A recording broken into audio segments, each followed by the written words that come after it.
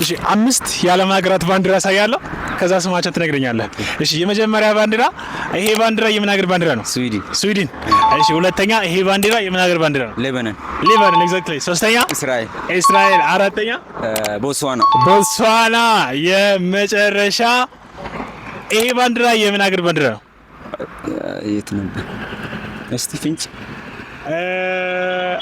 የዓለም ንጹህ ሀገር ተብላ አንደኛ ላይ ነው የምትቀመጠው ሀገር። እስቲ ስም የመጀመሪያ ስሟ ኢ አልፋቤቷ ኢ በኢ ነው የሚጀምረው። ሞክር፣ ችግር የለውም። ልሞክር። የዓለም ንጹህ ሀገር አሁን 2025 በወጣ እንትን ትልቁ ሳይሆን ትልቁ የዓለማችን እስር ቤት ያለበት ሀገር ነው። አይደለም። ኢስቶኒያ። ኦኬ እሺ፣ ኢስቶኒያ።